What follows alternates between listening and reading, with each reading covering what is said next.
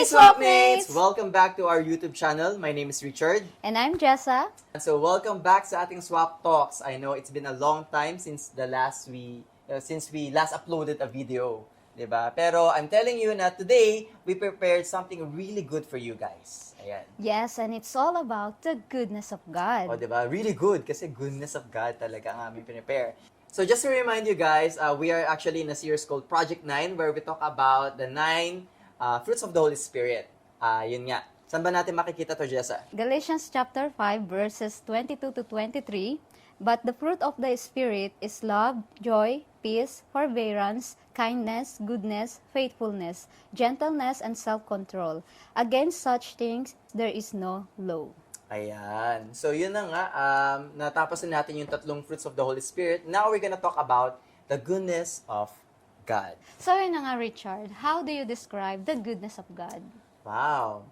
I think the first thing na naiisip ko pag narinig ko yung goodness of God is of course, yung lahat ng bagay na ginawa ni Lord sa buhay ko. From the very first day, actually, even before ako maging Christian, up until ngayon, na Christian na ako, di ba?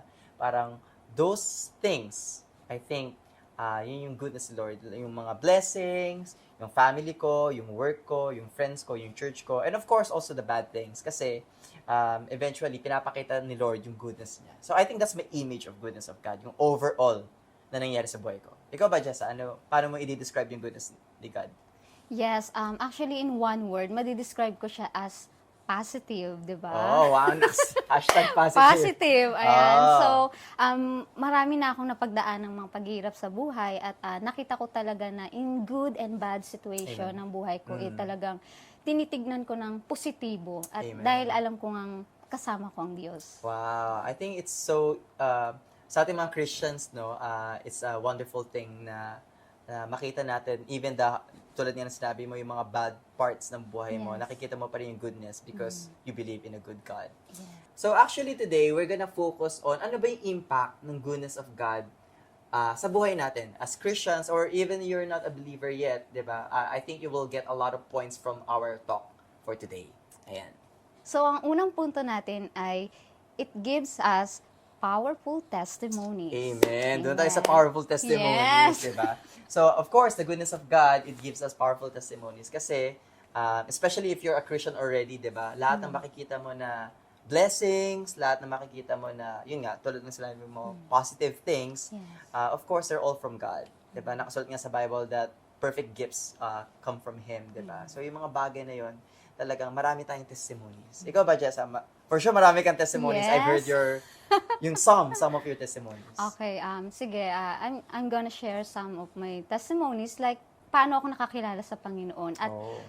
paano ako nakarating dito sa Japan. Ayan, 'di ba? Talagang nung napunta ako dito sa Japan, ang plano ko lang, ang purpose ko lang is magtrabaho. But alam mo 'yon, nung nakilala kong Panginoon, kinatagpo niya ako and I accepted him as my personal Lord and Amen. Savior.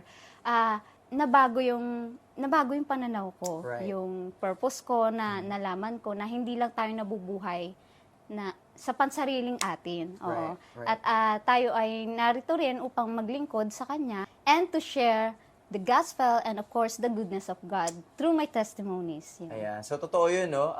I've heard a lot of testimonies from different friends. And of course, yung kay Jessa din, I've heard it several times and talaga masasabi ko na very powerful yung pagkilos din ni Lord sa buhay niya. And through that, dahil nga sa mga testimonies na yon, a lot of people, can hear the gospel. A lot of people can really have hope na even, di ba, sa mga darkest times ng buhay nila, kahit may hirap yung buhay nila, there's hope kasi they know that there's a good God, di ba, guiding us, loving us, and is always there for us. Ayun naman. So, praise God. Yes. So, yun na nga. Sa first point natin, it gives us powerful testimonies. Yung second point naman, kung paano tayo na-impact ng goodness ni Lord is, of course, it gives us security. Yes. Ayan, di ba? Secured ka ba? may life insurance ka na ba? Well, actually, kay Lord, di ba, para tayo may life insurance, kasi insured na insured tayo kay Lord. Amen. Kasi secured na secured tayo kay Lord. Ano ba ibig sabihin nun? Kasi for me, yung goodness ni Lord, di ba, kahit ano man mangyari sa buhay natin, good or bad, mananatili yung goodness ni Lord sa buhay natin. Actually, it just reminds me of Romans 8:28, di ba? Nakasulat doon na For everything works together for the good of those who love Him, di ba? And who are called for His purposes. As Christians kasi, di ba? Because we know that God can use everything sa buhay natin. And mapabuti man or mapasama man, kayang-kayang gamitin ni Lord yon para mapakita yung goodness niya. Yes. And because of that, we know, we are hopeful na hindi matatapos yung buhay ko sa masamang side or sa masamang end na story, di ba? Hindi siya yung pangit yung ending, parang Yes. ganun. Kasi nga, laging tinuturn ni Lord. Ayan. May mga ganun ka bang testimonies, Jessa? Na parang may masamang nangyari, pero dahil nga mabuti si Lord, nabago niya yon, parang ganun. Siguro sa akin, Rich, before I was in a toxic relationship, nasa maling relasyon talaga ako. At hindi yun kalooban ng Panginoon. But then, as I follow Him, as I obey Him, Amen. talagang unti-unti niyang binago yung Wow. pananaw ko, yung Wow. buhay ko, and how the way I, na iniingatan talaga ako ng Amen. Panginoon. Oo. Wow, that's good. Well, actually, ako din, no, meron din akong testimony regarding that. Actually, it just happened recently. Sa work ko naman to. Okay. Kasi there's something that happened in my work na parang napilayan ako actually. Oh, So, really? napilayan ako, tapos I wasn't able to go to work. 'Di ba? And dahil doon, of course, dahil 3 days akong off eh. 'Di ba? So, akala ko, pasok siya sa insurance. Parang may bayad, 'di ba? But apparently, wala. So, parang unang reaction ko, nung sinabihan ako ng manager ko na, hindi pala bayad yung 3 days ko na off, kahit doon ako sa mismong work na aksidente, I was so angry and mad. Kahit kay Lord, parang galit ako na, Lord, bakit ang unfair, ganyan-ganyan. So, I was very mad at Him. Pero nung pinaalala na sa akin ni Lord na, di ba, huwag kang mag-alala because I will work everything for good or I'm good, di ba? So, after nung work ko, papunta na ako ng station, tapos I just checked my ATM. Oh. For some reason, parang I just had this notion sa puso ko na check my ATM, 'di ba? So, when I went there, yung ATM na yun, hindi ko siya ginagamit actually. Pero for some reason, parang just check that one. And then, yung chinek ko nga siya, there's cash, there's money in that Wow, account. praise And mas malaki pa siya actually kaysa dun sa nawala. Dun sa 3 days kong off, 'di ba? And alam mo agad kung anong unang pumasok sa akin ni Lord na parang sabi niya, mabuti ako, alam ko yung kailangan mo. Amen. 'Di ba? So kahit ganun kasama yung nangyari sa akin na parang 'di ba, hindi siya maganda kasi hindi ako bayad and stuff like that. Parang pwede pa ako magtampo, pwede pa ako magano, pero hindi ko na lang inano yun kasi nga pinaalala ulit sa akin ni Lord na I'm good. Yes. 'Di ba? And hawak kita. Yun nga, secure tayo kay Lord. Amen. Yun, kasi mabuti siya. Amen. Ayun. So, yun naman yung testimony ko regarding that the goodness of God gives us security. Ay, grabe, no? Kasi kung ako yan, talagang sobrang magtatampo ko sa Right. Lord. Pero, talagang binago niya. That's right. No? He can turn it upside down talaga. Yung mga Yes. situations na. At talagang pinakita ng Panginoon na kung gaano siya kabuti. Amen. Diba? Ayun. And finally, mas napapalapit tayo sa Lord. Amen. Totoo naman yun, no? Of course, yung goodness ni Lord, di ba? The more na we ask for His goodness, the more that we ask for His blessing through prayer, of course, unti-unti, mas napapalapit tayo kay Lord. Yes. Di ba? I think in any kind of relationship naman, di ba? The more you talk, the more you communicate to that person, di ba? For sure, alam mo yan. Yes. Ayan, diba? Ay, mga single. Ayan.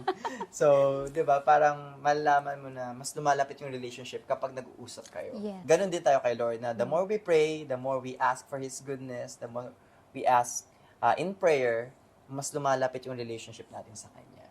'Di ba? Ayun nga, Rich, parang mas lalo kong napapalapit sa Panginoon kapag may mabigat akong pinagdadaanan. Totoo Oo. naman yun. Mas lalo akong nananalangin sa Kanya. Hindi ko alam na in that situation, marami na palang itinuturo sa akin ang Lord. And sa panalangin, talagang mas nagkakaroon ako ng quality time with God.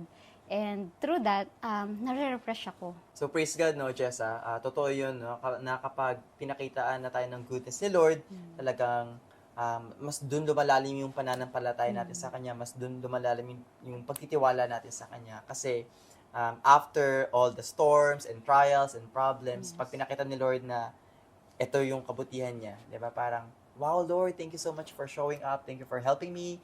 Di ba? Parang dun tayo mas napapalapit talaga kay Lord. Mas dun tayo na-fall in love kay Lord. Yes. Diba? Dahil dun sa goodness niya. So, I think that's a really wonderful point na ma-share natin sa swapmates natin. So there you have it. Those are the 3 things na nagagawa ng goodness ni Lord sa buhay natin. First one is, of course, it will give us powerful testimonies. Second, it gives us security. And of course, ang ating last point is it draws us closer to God. So we hope na marami kayong natutunan sa napag-usapan namin today. And sana ma-apply din natin to sa buhay natin na every time na may mga problema tayo or mga pagsubok tayo sa buhay, lagi nating alalahanin na at the end of the day, God is always good. Whether you're in a good situation or bad situation, He is forever good. So, there you have it. Ayan. See you guys! Bye!